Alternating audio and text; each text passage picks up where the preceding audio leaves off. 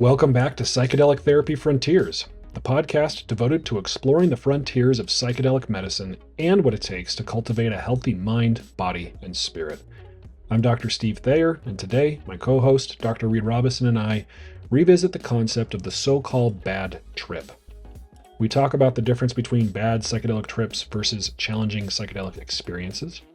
We discuss the factors that take place during preparation, facilitation, and integration that can prevent bad trips from happening or turn them into useful, challenging experiences. We discuss the prevalence of triggered psychosis and HPPD among psychedelic users, talk about how to pick the right psychedelic therapist / guide / facilitator, and of course, much, much more. Remember that Numinous offers unique training opportunities for mental health practitioners that want to develop an expertise in psychedelic-assisted psychotherapy. These trainings or courses are carefully crafted by Numinous professionals and offer high-quality learning experiences, so if you're interested, click the link in the description below or go to numinous.com/training, that's numinous.com/training, and check out those courses. If you'd like to support the show, you can always do so by subscribing to the show, leaving us a review in places like Apple Podcasts or Spotify, or sharing this episode with somebody who needs to hear it. Without further ado, here is the episode on bad trips. So Reid, I think today we should talk about bad trips. There's a phrase in the psychedelic space that there are no bad trips, just challenging experiences. And I thought it mimight be interesting and maybe useful to our listeners if we explore the difference between those two ideas and whether or not that phrase is true. Because certainly I've had clients come to me, or friends, just people in the world, who've talked about psychedelic experiences that were very scary, it wasn't immediately obvious to them that this was very useful for them. And some of them have described these experiences even as traumatic, where they were worse off because of having these experiences. And I've been called a psychedelic evangelist, and I would like to distance myself from that because I don't see myself as somebody who's evangelizing the use of psychedelics necessarily, like I would be preaching the good word. I'm an advocate for responsible use of psychedelics, and certainly for psychedelic-assisted psychotherapy, because of the ways that it can help and because of the ways that we try to mitigate this so-called bad trip, which we'll get into. But yeah, I mean, anybody who's paid attention to psychedelic stories for any period of time will hear stories like this. I had somebody once tell me that they had a psilocybin experience in the woods with some people they didn't know very well, and they didn't really know how much they were taking. So these are some of the variables that might contribute to a potentially so-called bad trip. And they found themselves running through the woods with very little clothes on, getting all cut up by branches, tripping, falling, being alone, getting close to hypothermia, and found themselves in the hospital. Sounds like a bad trip to me. Sounds like a pretty bad trip. So things like that are possible. Yeah, I certainly think bad trips are possible. I think it's an important distinction. And it's usually about set and setting, but not always. Usually about a bad container or no container at all, and bad outcomes that are traumatic or have serious consequences in one's life. Because the challenging experiences you can have a hugely challenging experience and turn that into meaningful change with a lot of work, but sometimes something bad happens. Right. And so perhaps one of the main distinctions between a challenging experience and a bad trip is how useful it is. And sometimes something that's, you can have an experience with psychedelics that is really, really challenging because that's what you needed, right? Maybe you had some repressed stuff that in normal waking consciousness you were having trouble accessing, and you needed to really confront it because maybe for understandable reasons you were very avoidant of that content, and that's what's keeping the problem alive in you. And psychedelics have a way of bringing those things to the foreground, maybe even, quote, forcing us to deal with them. So as I'm describing this, you can see why really, really good expert preparation would help a person make use of such an experience. Whereas if they didn't have good preparation, or like you said, a supportive, safe container, expert guidance, that kind of thing, really good integration, which we'll talk about, that something that could have been really useful just becomes traumatizing. Yeah, and you don't always know until some time has passed what it's going to be, and you got to take the big picture view, because it might take a lot of time to integrate a really challenging experience or make sense of it or piece yourself back together, and because the struggle is such a key part of people's meaningful change sometimes. Like the psychedelic experience, almost by definition, has challenges, not supposed to be easy. Mm-hmm. But there are those extreme situations where people have died in kind of bad ceremonies in the jungle. Mm-hmm. Yeah, and I think it's like, I'm going to riff on what you just said. It's not always immediately obvious after a psychedelic experience if it falls into that category of bad, traumatic, useless, or really, really hard, challenging, but potentially life-changing, because you maybe you've heard it said the medicine continues working on you, or the medicine experience starts when you make the decision to do it. Right? During Leo Zeff was famous for saying that. Yeah. That it starts in the preparation phase and it doesn't end with the end of the evening that you're using the psychedelic medicine. Mm-hmm. Lots of variables that contribute here. Where do we want to go? Do we want to talk about preparation? Do we want to talk about scary stories? Well, let's just take an inventory here. So preparation, we need to talk about. The set and setting is key. There are a lot of factors involving the guide, the facilitator, and their presence, whether or not, how their experience, their temperament. And then there's integration, yes or no. That's a huge factor. But then there are other ones too, like we could even get into these recent papers over the last year or two looking at things like what happens when someone takes LSD and they're on lithium, and the rate of terrifying trips just like shoots up exponentially, including the risk of seizures, for example. Like there are some other factors like that to be aware of. Right. Like dose matters essentially. Right. Yeah, but I will say, I've had a couple recent psychedelic study participants that highlight this, where one of them came in with so much preparation and readiness and clear-cut intention of what they were hoping to get out of it, and it worked out so beautifully in terms of translating that into positive life changes within this timeline where we're working with them and observing them, where someone who came in without that, it's still to be determined weeks later on how useful this is going to be. Right. So yeah, preparation and intentions do make a difference. They do matter. I remember I had a ketamine client once who, his first several ketamine sessions were really, really useful, blissful, encountered some challenging content, was able to work through it. One day he came in for a ketamine treatment and he was in a rush, had just come from work, had a lot of work stress, and it was kind of like, let's get this over with so I can get back to my life. And he had a very, very challenging experience. And ultimately what he got from that experience was nothing in the content itself that was particularly useful, but as he sort of tried to tell himself the story about this experience in context of his life, the lesson that he brought out was, I need to be more intentional with this stuff.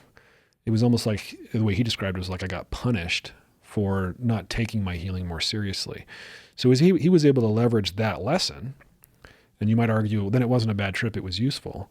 But the experience itself wasn't noetic, it wasn't revealing, apart from it revealed his lack of preparation, which he then applied to his life more generally. Yeah, and I like that example because the trip itself is one part of the equation and can look like a lot of different things, and doesn't even necessarily need to be a medicine experience. Like we could apply this same conversation to near-death experiences or big life challenges in a way. But I've noticed this in my own life, just as one other kind of personal anecdote, is sometimes there are some challenging things that come up during a psychedelic experience that you're still struggling to make sense of the next day or two or three or more. But I've noticed that when I'm able to talk about it with the right people in the days that follow, it does amazing things in like wrapping a narrative around the difficulty that helps with the path forward, helps you make sense of it, make meaning out of it. Mm-hmm. Yeah, I think it's a great example of why integration is so important. And we've had other episodes dedicated to integration, but part of good integration is being with good people you trust, people who won't judge you harshly for, the psychedelic experience itself or what happened on the psychedelic experience. This is why group experiences can be really, really powerful, or at least having community around you. And to struggle with a really, really difficult or quote unquote bad trip alone, I think makes it worse, right? It amplifies the badness of the trip. That's one of the things we've talked about in other episodes, not even about psychedelics, but about big mental health struggles where there can be a lot of hopelessness and a lot of feeling isolated, feeling alone in it, like it'll never get better. But then whether you engage in therapy or connect with a community that understands, that takes so much of the struggle, not all of it, but takes so much of it out of the way, because you realize there may be hope and you're not actually alone. Yeah, it makes me think of the challenges of using, especially plant medicines like ayahuasca, that historically have been used in a tribal context, right? In a context where you are held tightly in a safe container by members of your group, right? Your tribe. So that if you've lost your mind for a few days, you can go ahead and lose it so that you can find it again because you're kept safe. Yeah. In sort of the Western medicalized model, we have less of that, sometimes none of that, right? You go to an IV ketamine clinic where, you have medical staff there, but ultimately you're just going right back to your life, however it was after this experience. And so at the very least, you sort of fall into old patterns, and at the worst, you've been turned upside down and you have nobody to help right side up. Yeah, I'm just thinking of when LSD was discovered or synthesized by Albert Hofmann, and by the time after he had his bicycle day trip, and then Sandoz, his laboratory, started sending it around to psychiatrists, therapists across the US and Canada and Europe, saying, use this in one of two ways. It could be useful as an experimental model of psychosis or a helpful aid in analytical psychotherapy. And I'm also remembering in the 60s that story of when Humphrey Osmond, who coined the term psychedelic, and I think it was Albert Hoffer, two psychiatrists sitting at a hotel bar before a conference having an idea of, they were working with alcoholism, and in their experience they'd seen people who got delirium tremens, basically psychosis during alcohol withdrawal, were sometimes breaking the cycle of their addiction because that was so terrifying. They're like, what if we gave them this new crazy trippy thing called LSD to occasion a psychotic type experience to help them get out of their addiction? And then they thought it was just a crazy wacky idea that wouldn't be real, but then as they sat with it, they're like, let's actually try that. And it turned out quite well. Yeah. If I remember, it was like 50% of the alcoholics they treated were sober a year later. Yeah, maybe like stats. 4 times better than treatment as usual or something like that. Yeah. So psychedelics, sure, they have the ability to occasion a mystical experience, but along with that, very often comes a very challenging, scary, frightening experience. And that's just something to be aware of and something like that's part of the equation in a way. Not that it always has to be terrifying, and we don't want it to be bad. Right?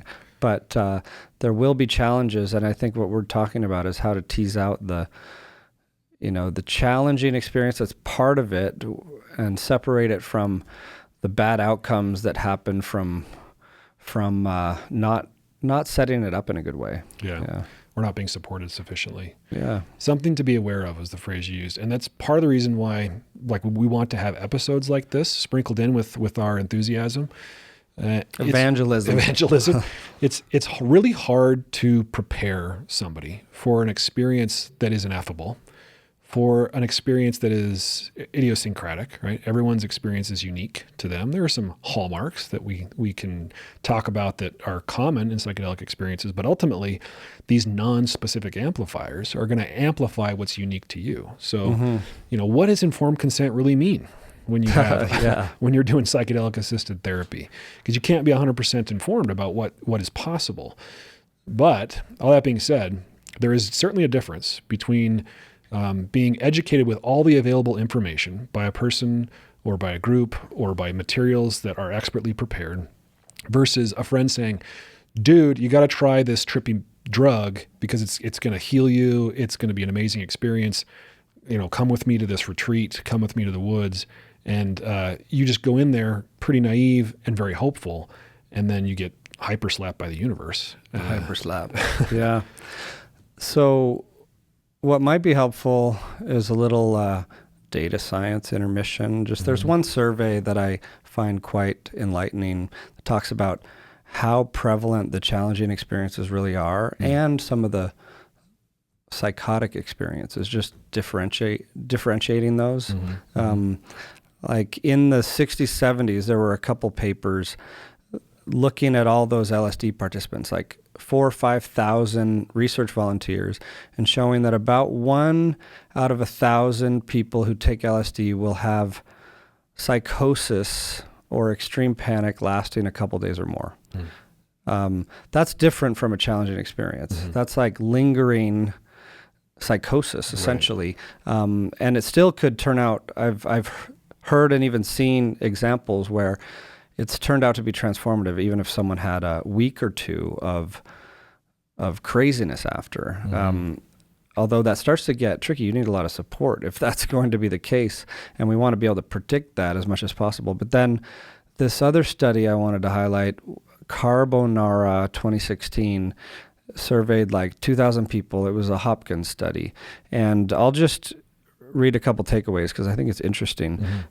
The people who responded had 5 to 10 psilocybin experiences on average, and 40%, it was about their most challenging one, and 40% said that difficult trip was one of the top 5 most challenging experiences of their lives.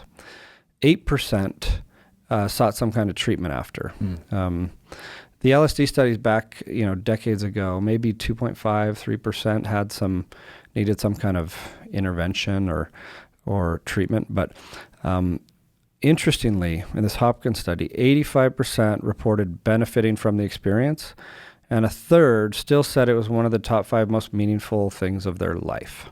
So top 5 most meaningful and top 5 most challenging. Yep. Yeah. That coexisted in so many. Right. And the last bit I want to highlight from there is that 2 predictors of difficult experiences jumped out at me. One was when there was not a sober guide holding space, and 2 was if you threw cannabis into the mix. Interesting. Yeah.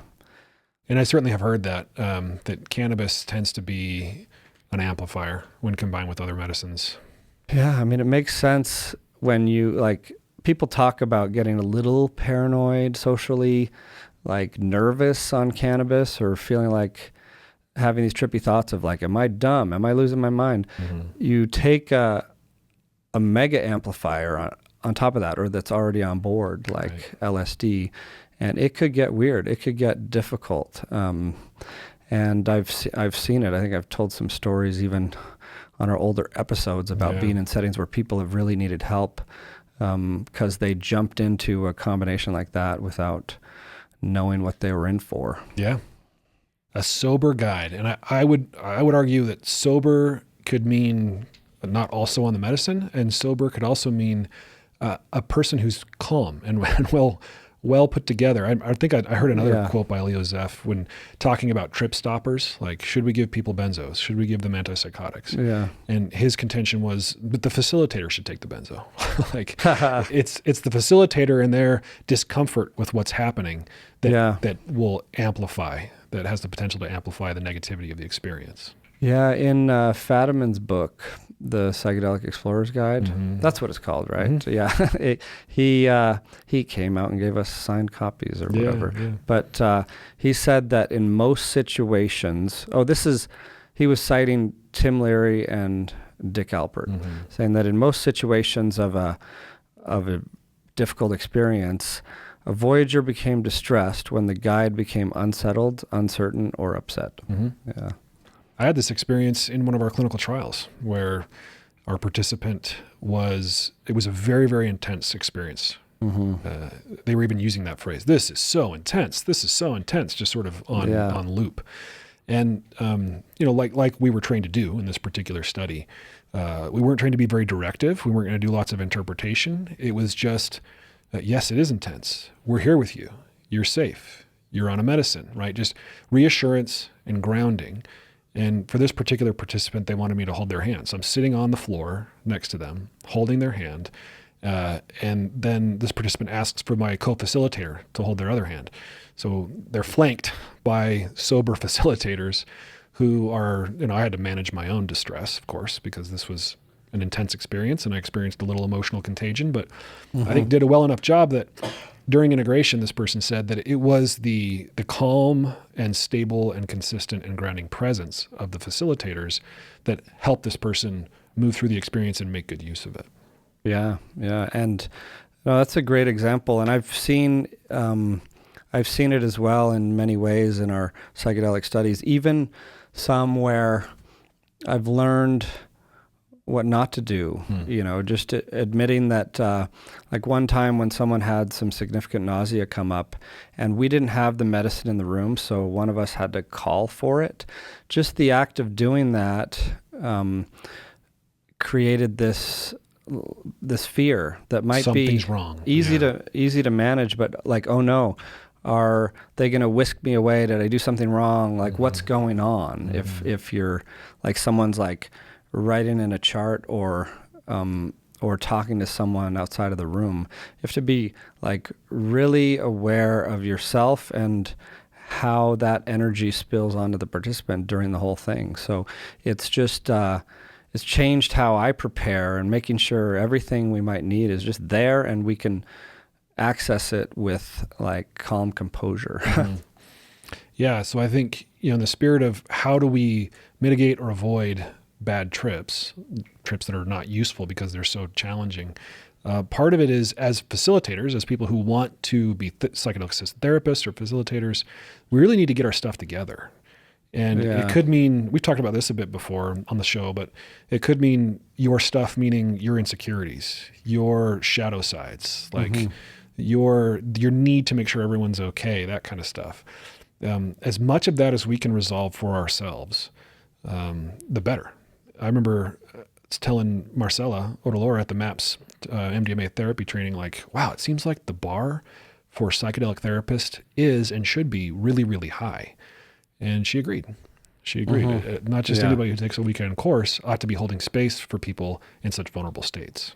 Yeah, I had a similar conversation at, I think I was telling you about at the South by Southwest conference I was just at there were a variety of different psychedelic meetups, parties, dinners, etc. And I was talking to, a psychedelic therapist, thought leader who in the space who I really admire, and she was saying the same thing. Like, on her team, like all the therapists have years of experience in dealing with difficulties in general, and also have that put to the test in countless supported, mentored psychedelic experiences before they're set loose to do it, because you not only have to do your own work, but you have to leave your own shit at the door the day of.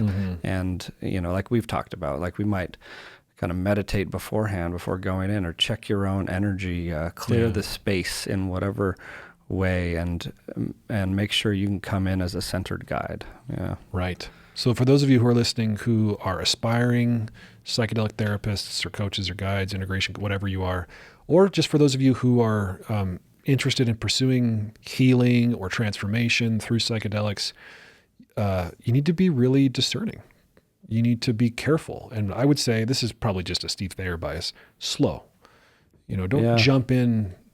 There might be situations in which this is bad advice, but maybe don't jump into a psychedelic experience really quickly just because a couple of friends say that shrooms are awesome.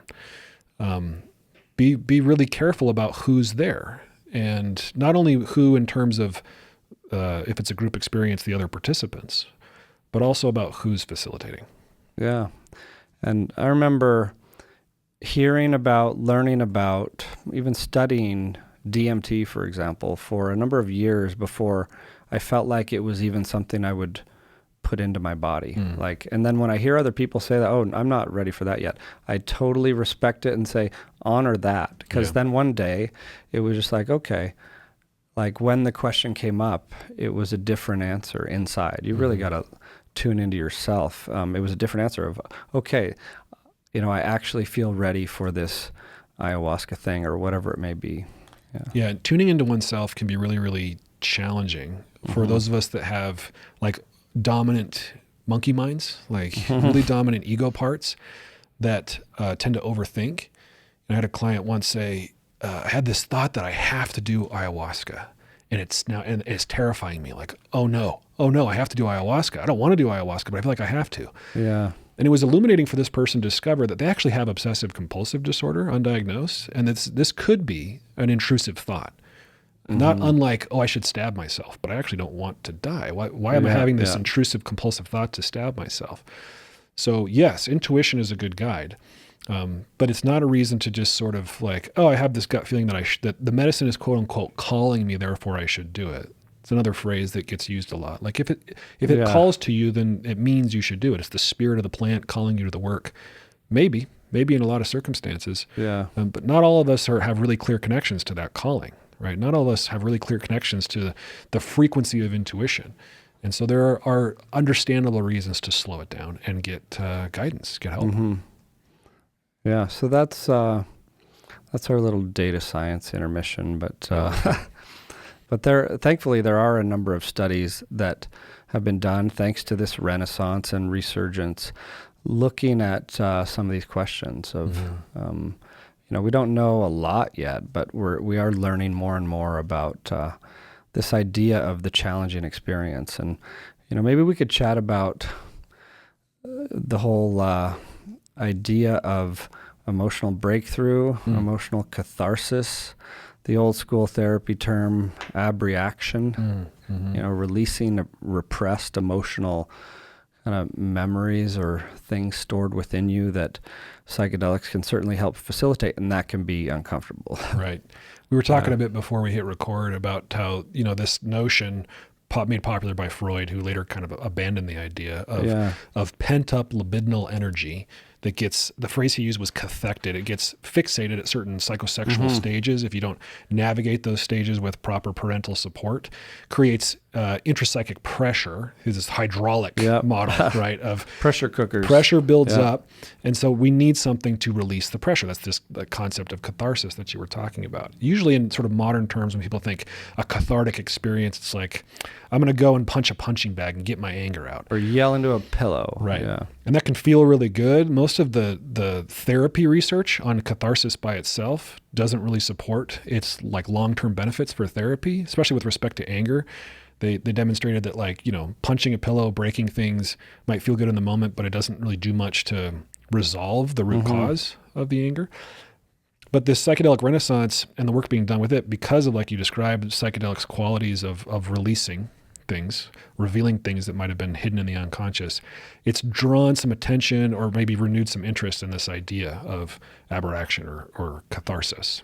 Yeah, so it's fascinating to look at the journey of psychotherapy itself through the ages of the past 100 years, let's say, because post-Freud and at the end of Freud's career, like you said, that was thrown out, and then these emotive therapies were frowned upon. And I think it was Stan Grof who said that psychedelic-assisted psychotherapy is at least in part responsible for this much-needed bringing back some of the emotional release and connection and therapy that was that was abandoned in the more strictly cognitive decades. And before cognitive, it was behavioral, right? You have people like B.F. Skinner saying basically we're meat machines that just need to be conditioned and taught to feel better, think better, behave better. And then you had the more cognitive focused therapies. We have this stimulus black box response, and black box is the beliefs. It's the conditioned beliefs that make the difference for what comes out of that box. And then you have the so-called third wave psychotherapies that bring in sort of these Eastern influences that sneaks the feelings back into it, right? So you've got emotion-focused therapy, acceptance and commitment therapy, DBT, arguably a third wave therapy. And now, especially in the psychedelic space, like you're saying, we have a renewed interest and a focus on depth psychology, transpersonal psychology, internal family systems, and more psychoanalytic approaches that dig deep into what might be the root causes, this pent-up or repressed energy, and allows for release. Yeah, so this thesis from like around 1900 of an emotional overcoming your inner resistance and having some kind of emotional breakthrough or release is one of the most potent pathways to healing. That's been debated over the course of a century, but I think with where we're at in psychotherapy understanding and science, and with how psychedelics kind of accelerate, or they really are this telescope on psychotherapy that lets us learn even more rapidly, we're seeing that's true. It's standing true or coming back with a vengeance. Yeah. Do you think it's one of the reasons, we'll speculate here, that psychedelics are accelerators, are therapy accelerators, because they grease the skids for emotional catharsis? Yeah, I have a Stan Grof quote right here. He says, "Psychedelic substances are one of the most effective ways of encouraging abreaction and catharsis." There you go. Yeah, and that was from 85. And even outside the psychedelic context, catharsis without expert support or without these, supportive containers, could be, what are the phrases I want to use? Like, it can be destabilizing without restabilizing. Mm-hmm. Yeah. So because there was this, I don't know, I think it was Nichols and Efran, 1985 paper. It says, psychedelics encourage catharsis by enhancing your emotional arousal and reducing your ordinary social constraint.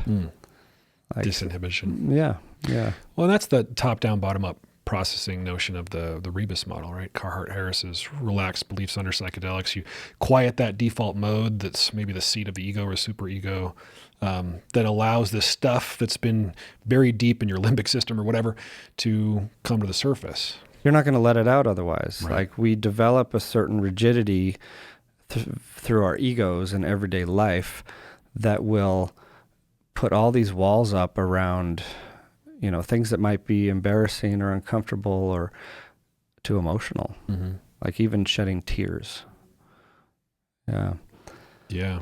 So maybe we could go on a bit of an emotional tangent for a sec, because I just love that. And we've talked about it countless times here, but... You want me to weep openly on the podcast? Yep. Is that what you're saying? Yeah, I do.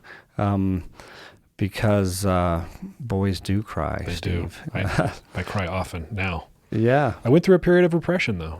I talked last time about watching Dear Evan Hansen and like trying not to do ugly cries in a theater. Yeah. No, that's a whole other interesting debate around the emotional, the ability to self-regulate is useful, but the over-control and disconnection from one's emotions is not. But I'm probably repeating myself, but I don't care because I think it's important. Is emotions. New listeners all the time. Yeah. Emotions are signals from within, evolutionarily adaptive signals that give us information of how to navigate life in a good way. Like fear warns us, anger might protect. And they do this through a bodily felt sense, and they orient us towards the world. Like anger puffs up your chest, gets you ready to hold your ground. And so they they're also communication signals between humans. Like baby cries because they need their caregiver. In relationship, raise an eyebrow to your partner, and there's an emotional exchange there, so they're communication signals as well, but they're also a way we make meaning. It's like, what does this sadness and grief mean? Or that's the meaning we put around them helps like put these challenging things sometimes into context and helps us process them. But the problem is culturally we've distanced from emotions traditionally. At least that's coming back, and because they're uncomfortable, we also shy away from them. So thankfully, through like people reclaiming their mental health without shame or embarrassment, and through the psychedelic renaissance as well, we're reconnecting with these things that help us navigate life in such a better way when we listen to those signals. Which is a great example of the potential for a difference between a bad trip and a useful but challenging trip. Yeah, is it brings you in contact with emotions that are so useful and important, as you just described, that we might be disconnected from. And if the container, all the things we're saying, the container isn't set right, the preparation isn't done well, the support and integration isn't done well, that contact can be too intense, right? It can be too intense and leave a person totally destabilized, but so useful. Maybe the most useful therapeutic thing that could occur in a person's life if they're supported well through the experience. They can contextualize it. One of the other things that emotions do is they're responsible for most of our decisions, whether we're aware of them or not. I'm recently read Jonathan Haidt's book, The Happiness Hypothesis, where he describes this, and his metaphor it's since become very popular is this notion of our minds being like a person riding an elephant and a rider. And the rider is this conscious mind, that's contained in the neocortex, the most evolutionarily new part of our brain, that's still trying to manage the older evolutionary parts of our brain, the limbic system, right? The seats of our emotions. And so the elephant will go pretty much where it wants to go. And the rider might make up stories. Well, actually, I kind of wanted to go over there, but they really didn't make the decision. And mental health, at least according to this idea and this metaphor, is getting the elephant and the rider in sync. Yeah. So it reminds me, it's kind of related to this story or example I heard from Les Greenberg, creator of emotion-focused therapy, my main teacher when I did emotion-focused therapy training. He said that there's a difference between humans and, say, your cat in emotions. Like, you hear a knock on the door late at night. You're going to have an emotion, probably fear, like who is that? What's going on? The cat has this emotion of fear, runs away. Like, there's not a conscious determination of what to do. Right. But as humans, we'll probably think, okay, be careful, tiptoe over the door, look through the peephole, something like that. So that's like the difference of this cognition, metacognition, and consciousness. Right. Yeah. And can be the seat of a lot of our neuroses. And that's the point I'm trying to make here, is that psychedelics do a good job of like silencing that stuff, which gives a human being a cat-like experience of their emotions, I guess. Which, again, we're not accustomed to, which is why psychedelic experiences can be the most emotionally, the most profound experiences of our lives, because we've never experienced emotion that raw before. Yeah. But if all the emotions are fear, anger, shame, guilt, paranoia, right? If it's those experiences without context, it's hell. People describe going through the hell realms on psychedelics, and it's usually because they're comprised of these unfiltered emotional experiences. Yeah. And, while we're on this emotional tangent, there's one other concept I've been sitting with lately of this emotional memory component. So we know that we have these primary emotions, right? Anger, fear, sadness, etc. But layered onto them, we often have secondary, often maladaptive emotions, like because you were in a car accident 2 weeks ago, now when you hear a car horn or something, you might have an amplified reaction that you didn't used to have. There's a memory tied to many of our emotions, and sometimes that's hard to tease out. But I've just been sitting with that lately and looking at like which of the emotions come up through in the course of a certain day have that. And it ties into the trigger work. It ties into these reactions we have that are maladaptive in day-to-day life that psychedelics can also help us see or get underneath the hood. It's almost like, even if you have to play it out in a psychodrama during a ceremony and like an ugly cry for hours, Yeah, which happens, right? Happens. I like the phrase psychodrama. An ugly cry? Yeah. I don't like ugly cry because it's a little derogatory. It is derogatory. It's all beautiful. Tears are beautiful. Yeah, but you see, and I think that's another thing that can be helped with preparation. If people know, like, oh my gosh, I did these crazy things during ceremony or during my psychedelic-assisted therapy session where I said things I would never could see myself saying, or I was behaving in ways I could never see myself behave. And they're left wondering, is this the real me? I did these things, I said these things, I felt these things. Is this what I really think? Is this what I really feel? Well, not necessarily, but it could be a psychodrama, as you described, where you're playing out things that maybe are your deepest fears. Like, what if? What if this is true?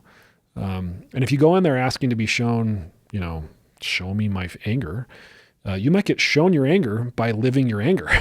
It might bring anger right to the foreground and you get angry during a psych. And we've seen that. We've seen it. Yeah, we've seen it. Yeah, while holding space for people. And it's, and that's the kind of thing you need to hold space for and be prepared to maintain your cool through. Even if someone's angry at you, projecting stuff. Think of how healing that is for the person who decided in this example, right? They decided they wanted to explore their anger. They've had problems with anger and it shows up and the facilitator just holds really calm, non-judgmental, non-shaming, supportive space for them. How transformative and healing is that? To get that message back, like, oh, this unmitigated, unfiltered expression of anger was met with not what I was afraid it would be met with, rejection, fear. It was met with calm, loving support. That can make all the difference, can change what could have been a bad trip to a helpful, challenging trip versus, a facilitator that punches back or that runs away from you. Yeah, I'm glad you brought that up because I think it's one of the big top few mechanisms of change in a psychedelic therapy experience is the corrective emotional experience, or the potential to hold people in a way that whatever comes up, you're safe, supported, and we're not going to shame you, and you can let this stuff out. You can talk about things that you may have never talked about. And we're going to hold that kind of loving presence throughout. I will say that holding that loving presence throughout doesn't mean that, like in this example with anger, that you let somebody physically harm you. There is a contract. We do this in our clinical trials. Like we agree before we enter this space that you will not harm yourself. You'll not harm anybody else. You won't leave the facility. You won't destroy property. And generally, people, of course, will say yes to these things. No sexual contact. Right. But if people talk about these like repressed, sexual, shameful things, like that's something that can be corrective for them. Even of course, even outside the psychedelic medicine world, that's one of the things that's so beautiful about therapy. One of the things I like so much about being a therapist, to provide for somebody when I can and when they need it, is unconditional positive regard in especially with the stuff that they are deeply, deeply afraid about or repressed about or ashamed of. I get a kick out of that, out of being that for people. Like, oh, I have this, this sexual desire, and I can say it's understandable. It's okay. Let's explore it. And I know it's been a big topic in psychedelic therapy, the problem of sexual abuse, sexual misconduct in certain like psychedelic ceremony and therapy circles. And it's such a tragedy, such an important thing to discuss and prevent and be aware of. And especially because in that vulnerable state, like you're saying, there's a chance to provide a corrective experience of holding boundaries, holding safe space, loving presence, and good, proper boundaries that can be so corrective. And when that's not done, it's like the opposite. It's just, exponentially damaging. Yeah. Yeah, and that's, of course, falls into this category of bad trip. Oh, yeah. Which is why we're talking so much about the facilitator. Mm-hmm. Imagine, I deign to imagine, but imagine going to a psychedelic ceremony or a psychedelic therapist, what have you, because you have trauma and then being taken advantage of or being harmed. Yeah. It's terrifying. It is terrifying. It's unexcusable. And sometimes I think about how, at least in our regulated professions, where we have licenses, if someone violates that boundary, as say, if you're a psychiatrist and you violate like sexual boundaries with a client, your license is gone, like immediately. You're just no longer practicing. Mm-hmm. And that's why it's like when it comes up as an important topic in these therapy circles, it's always been an important topic, and especially around the psychedelic experience. Right. And I've heard folks who aren't a big fan of the medicalization of psychedelics address this by saying that's what open communities, ceremony communities are supposed to do sort of naturally, the way any civilized culture would, right? That we identify the bad actors and we get rid of the bad actors. But a lot of these quote unquote shamans, especially the ones that sort of, set up shop in random states, who maybe went to a weekend workshop, or maybe they had a powerful experience themselves and they want to offer the medicine to other people. There's nobody regulating them. And without a lot of accountability, especially because this is illegal in a lot of situations, they can kind of run amok. Yeah. So all again, more to the point that we made before about being very, very careful and discerning about who you do this with. Yeah. So what else do we need? Maybe we should talk about HPPD for a minute. Sure. It's not discussed much, but it's even in some of the diagnostic manuals, mental health conditions, although it's changed a little in DSM-5, but hallucinogen persisting perception disorder that can be anything from little perceptual abnormalities that show up a day or two or in the weeks that follow a big psychedelic experience, or it can be persisting, troublesome, flashbacks of an experience. Not very common, but something that is well described as a possibility in the literature. Yeah. I've only ever had one client who had this in a persistent way, and he was a chronic recreational user, festivals and things like that. And he had tracers. So basically anything that moved had a shadow and a tracer to it. Yeah. But I have had more people who have the flashback, where if they've had a really they've done 5-MeO or they've done, ayahuasca, and they've had, especially at night, hypnagogic, hypnopompic flashbacks where they feel like they're in ceremony space again. They feel like they're on the medicine again. I think that's important to bring up because I think it does a disservice to just say HPPD is uncommon and either it's benign or troublesome and is treated in XYZ. There is this recurrence phenomenon, especially after 5-MeO DMT as the example you gave, these big ego-dissolving experiences or after ayahuasca, you might have the ayahuasca community tell you, be careful when you use cannabis. It might take you right back there.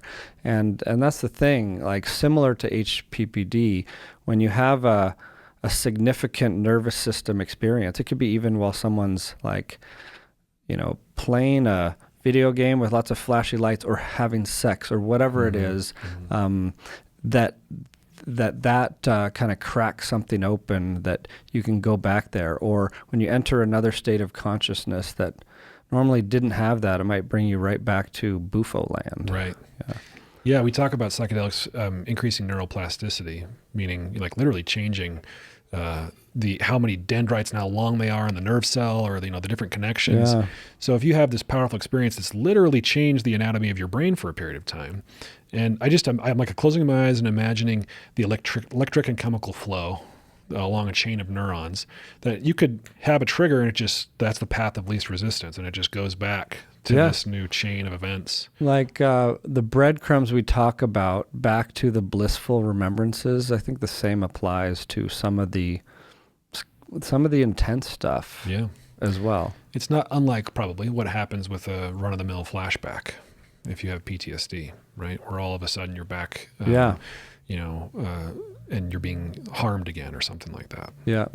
It might show up in dreams. Like I think we have we've known people who have had recurring dreams related to their big psychedelic ceremony experience. You mentioned cannabis. It might also be a reason to avoid other substances that increase the intensity of dreams. Like I think theanine is one of those things people will take for sleep, L-theanine, but has a tendency to increase the intensity of dreams. Melatonin does that for some people. So yeah, you do want to be, especially during the period of time when your brain's cooling down, be really careful. And like you referenced, responsible ceremony holders will often give that advice for post-ceremony integration. Avoid strong mind-altering substances for a while. Yeah. Give your mind time. As an aside, on the dream topic, I read from a Jungian dream person recently that dreams are kind of emotional processing happening in your sleep. And if they recur, they may require some daytime processing. Interesting. I thought that was an interesting way to look at it. Yeah, I'm probably an irresponsible psychologist in that I have not done a lot of dream study. It's not, of course, super popular nowadays. Reckless. I know. No. People will, you're a psychologist? I had this dream once. And I'm just like, yeah, I can't help you. I don't know. You could wager a guess and it'd probably be as good as any dream analysis. That's kind of my, I mean, I never put too much stock in dream analysis in the sense that I could tell you with any kind of authority what your dreams mean. Of course, we can process what thinking about and experiencing this dream is bringing up for you. That's super relevant and can be helpful. But personally, I'm just really fascinated by what the mind can do in the dream state. I've had creative narratives happen in my dreams, or seen certain solutions to engineering problems in my dreams. Man, I wish I could just summon that creativity in my conscious mind. Wouldn't that be cool? Because there's something in there. There's a potential in there in the human brain that I don't have access to in waking consciousness. Yeah, I quite like dreams, and keep a good dream journal and play around with lucid dreaming to a certain degree, because I like that space. I also like taking a crack at dream analysis, interpretation, without getting literal about it, just like I would someone's ketamine trip. Right. Making meaning, knowing that we may not ever know the real meaning of something, but the meaning-making exercise is really useful. And I just had my dream from last night come back to me while we're talking about it. Uh-oh. Speaking of how about weird dreams are, maybe. So I was up in northern Utah, going to this psychologist friend's house.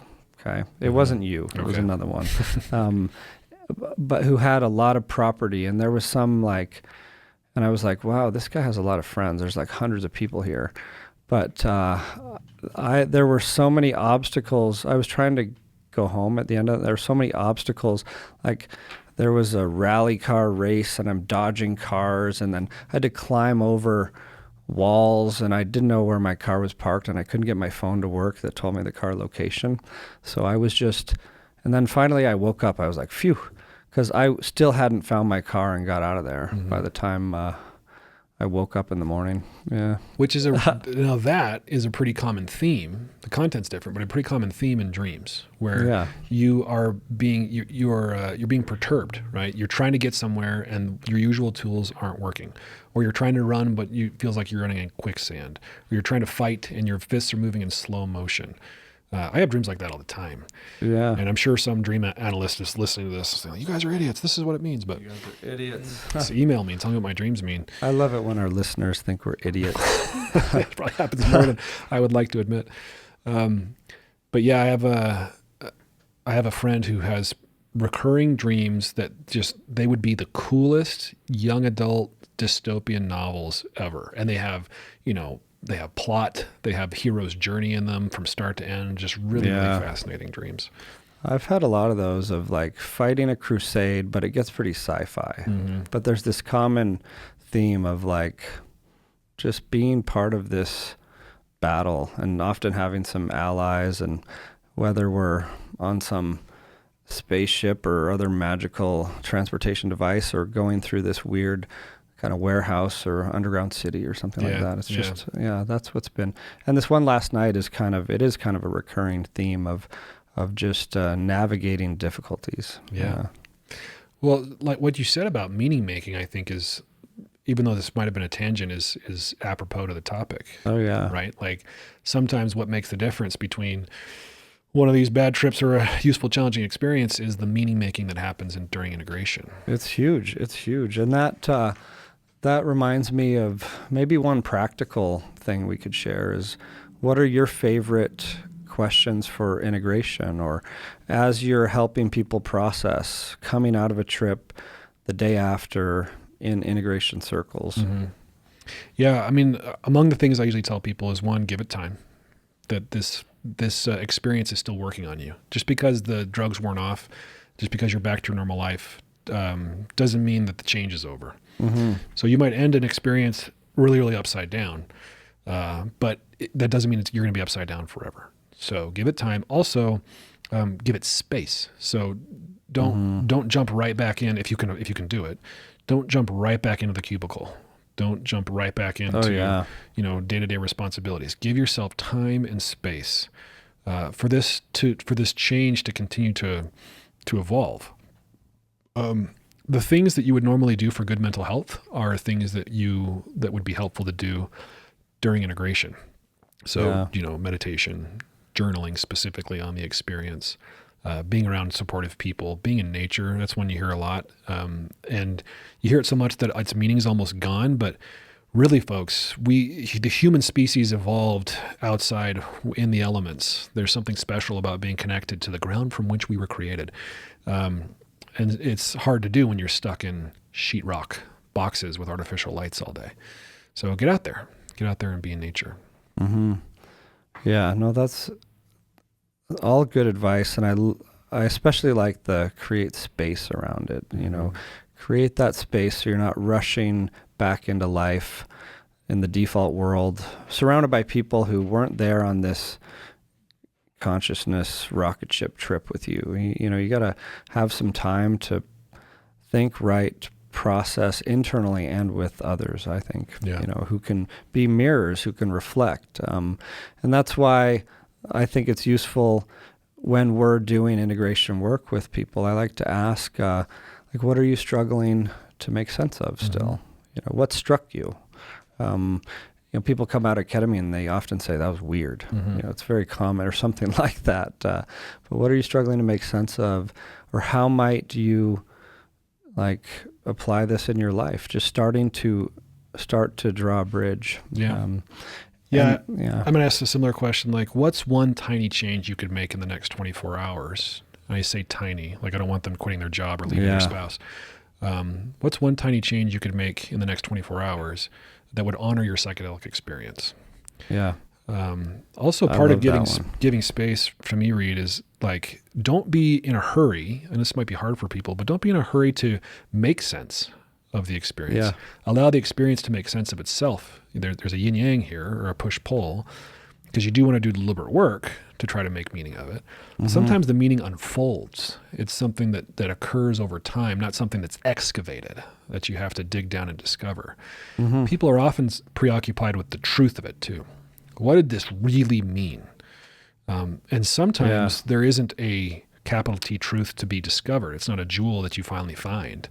But it's more like a blob of clay, that there's no true form to that clay. You get to kind of decide what shape it takes. Yeah, treat it like a dream in that way. Like, don't take it literally, and, you may not come to exact conclusions, and don't make big life decisions soon after.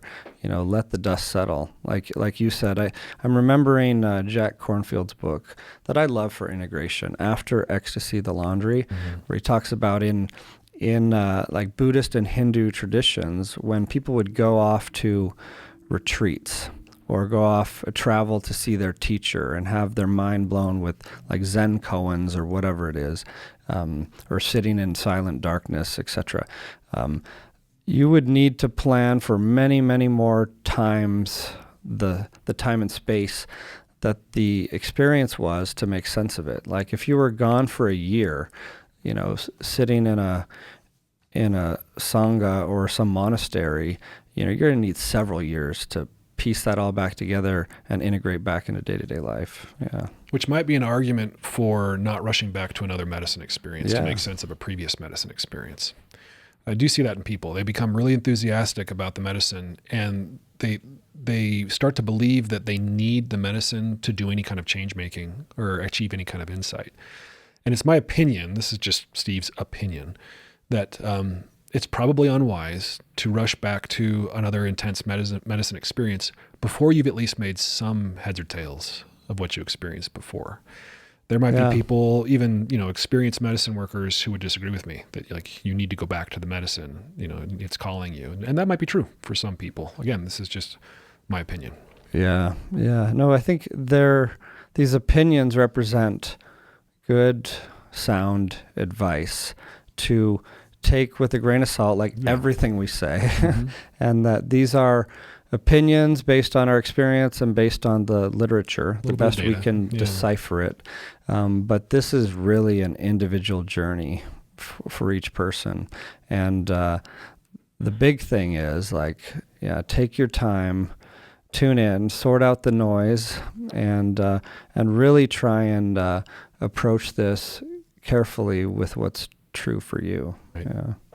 Maybe we could also give a little bit of advice on, in addition to what we've already said, on navigating in real time the difficult experience that could make the difference for people. There's one that we would be remiss if we did not mention, and that's this concept of resistance, control, and letting go. In our episodes about intention setting, we've talked about the utility of setting a specific intention, but ultimately the useful guidance of when in doubt, get curious, when in doubt, let go, when in doubt, surrender. If you're trying to steer which metaphor should we use? If we're trying to steer the boat and the wind is not favorable, then we're wasting a lot of energy because it's going to take us where it wants to take us regardless. So sometimes letting go can make all the difference for whether or not an experience is overwhelming. I've got a few others too, but what you resist persists. You fight it. It makes sense. Like something shows up, you can be like, oh, that's interesting. Why is that weird machine elfy demon creature in my mind? Or you can freak out and try and argue with yourself or convince yourself it's not there, or just freak out about it. And of course, that's going to last longer and represent more of a struggle. And in this way, sometimes some of the struggle that happens is unnecessary from our resistance. And in the big picture, it might be necessary because you're working on your resistance. But what you resist persists. And the surrender's been the most useful intention I have had personally and seen in others for the psychedelic experience. I remember you sharing a story on the podcast about a ayahuasca experience you had, where you were basically disassembled by giant insects. That was fun. And I remember you saying that, and you can correct me if I'm remembering wrong, but that at one point it could have gone really dark. It could have been really terrifying if you were fighting the insects, but you decided to sort of let them take you apart.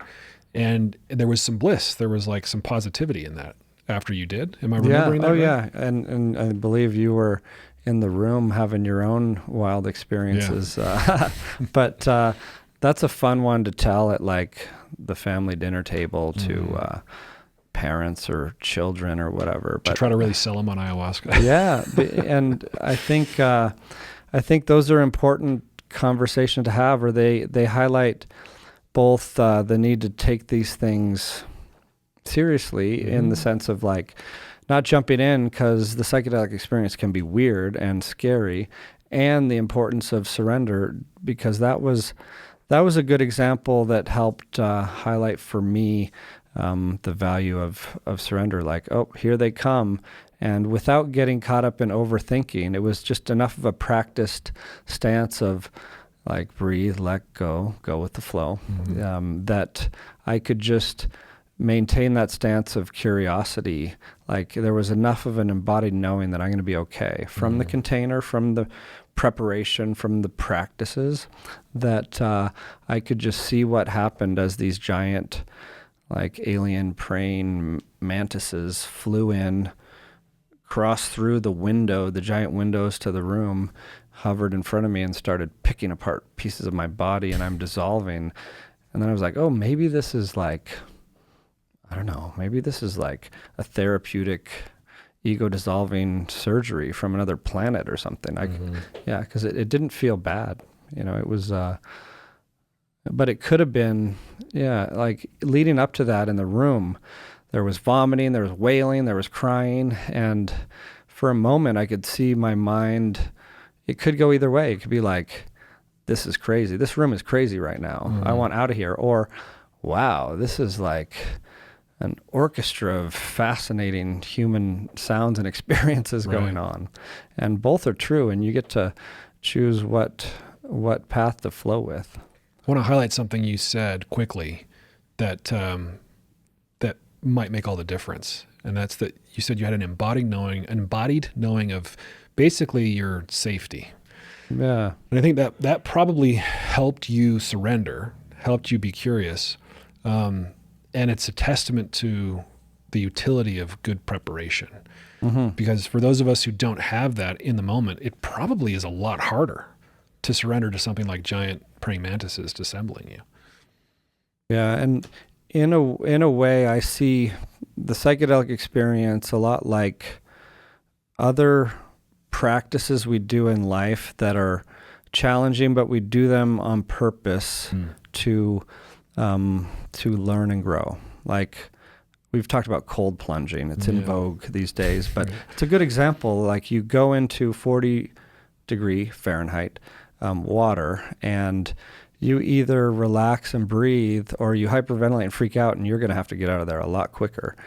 Or like you go into a 90-minute like crazy hot yoga class, and where you might feel like you're going to die for a minute, and you might have to just like breathe and remind yourself not to freak out and waste energy, because you're going to need it just to do these practices. And then you come out so like confident and strong that you've conquered something like that. Or like name whatever practice, going to the gym over and over. Like these kinds of things are challenging for a reason. Having that in mind, the reason why the challenge, I think really helps. So it's part of the meaning making. Right. Yeah. So counterbalancing the surrender recommendation is there are things that you can actually do during the ceremony, during your therapeutic experience, that can shift it. If it seems outside your window of tolerance, if it seems needlessly terrifying, you can shift your posture. You can change posture. You can shift the setting that you're in to some degree. Get up and move. You can anchor yourself to your breath. Breath is an incredibly powerful tool to shift an experience. You can change music or add music or take away music. If you're in a supportive group environment, you might be able to converse with somebody, a designated support person or your therapist or whatever. Or get a hand to hold. Interpersonal grounding, as it is called by some. The posture is interesting because I remember being kind of instructed and coached on that before my first ayahuasca experience of like, you don't want to be curled up in a ball, like a fetal position, like you're hiding and scared and retreating. Like, if anything, you're either kind of laying there in a shavasana type openness to receive, or if you really want a kind of a receptive power stance, you might sit up with openness, a receptivity in that way. And having played around with those, it is really interesting. And having shifted postures a lot, you can, like, when difficulties have come up and I've needed to hold extra good space for myself or for whatever's happening, I might just sit up in that meditation position and breathe. I like that, playing around with postures. Like, feel free to experiment. I remember one time going into, is it the child's pose where you're sort of on your face? Mm-hmm. And so I get into this pose and immediately I'm like, nope, don't want to be in this. I don't want to be in this pose. It got real dark, real weird. And so I did. I sat up kind of like you're describing, and it just shifted instantly. Because if you're in child's pose, the praying mantises might come and like step on your back. You or never something. know. You won't know what's going on. Maybe that's what I could have used. I was reading, is it Strassman's book, the handbook, Psychedelic Handbook? Yeah. The like trippy colored one.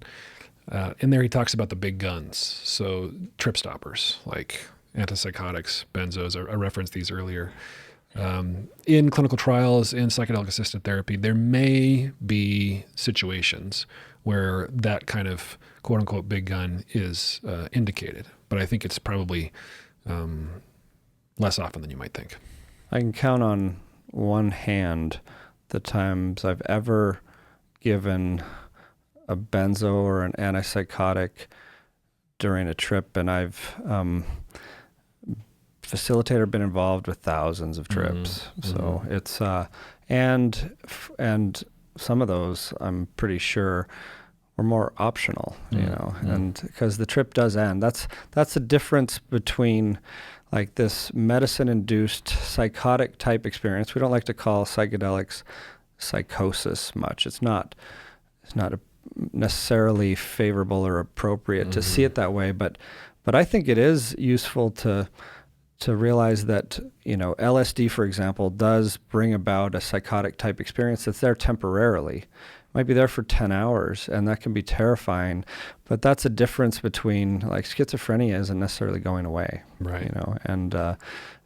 But you can, with the right preparation, support, and skills, ride the wave of even a long psychedelic journey. Yeah, I think schizophrenia not going away, sometimes that it's a comforting thought to offer somebody in psychedelic therapy is that, like I was describing with my study participant, being able to tell this person that this will end, that what you're experiencing right now, even though you're trapped in the eternal now, time is meaningless, like where you are. Yeah. Let me just kind of call to you from a different dimension to let you know that this will end.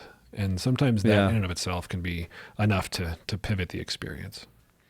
Yeah, no, and that's one of the key roles of a guide, or one of the things I've seen be so useful is just a little bit of reassurance. Like, you want to validate, hold space in a way that's not trying to invalidate their experience. Like, if they're seeing a fire-breathing dragon, you don't want to try and convince them it's not real. Like, right. It's their reality in that moment.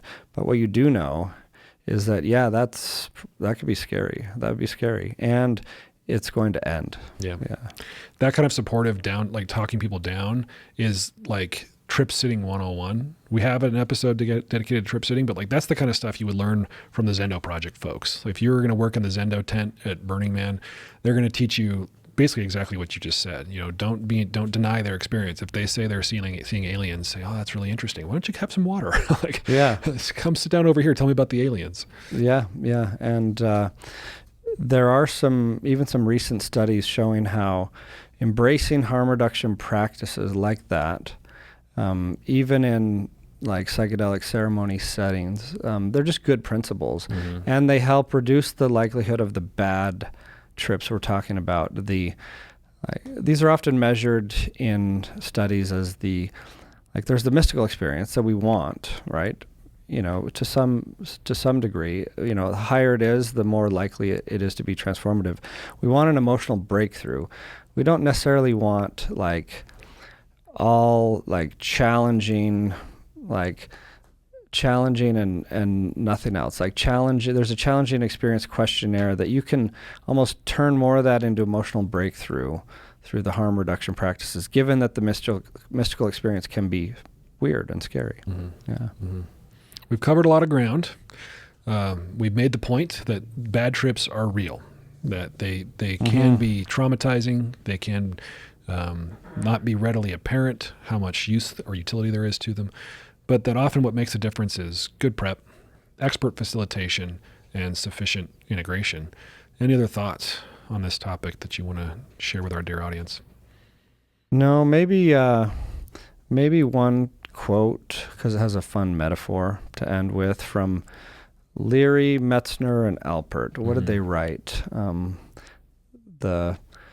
I think it was from that Tibetan Book of the Dead remake they did, but they said the guide is the ground control in the airport tower, always there to receive messages and queries from high-flying aircraft. High-flying aircraft, the people tripping, right? Always ready to help navigate their course, to help them reach their destination. An airport tower operator who imposes their own personality, their own games, upon the pilot is unheard of. The pilots have their own flight plan, their own goals. Ground control is there, waiting to be of service.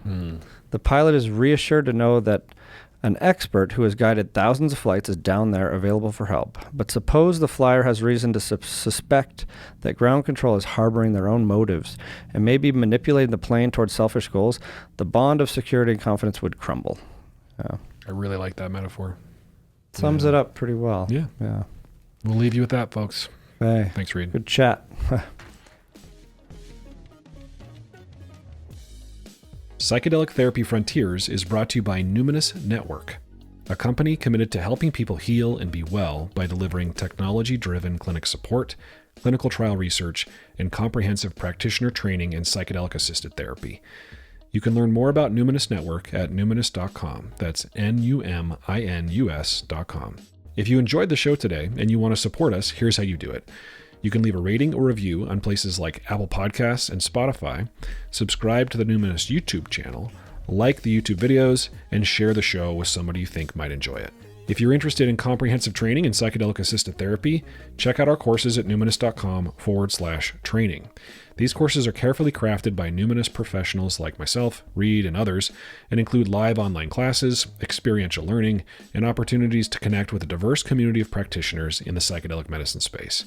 I really love teaching these courses and connecting with you all, so check out numinous.com/training, and I hope to see you at the next training cohort. The content of this podcast does not constitute medical advice or mental health treatment. Please consult with a medical or mental health professional if you believe you are in need of mental health treatment.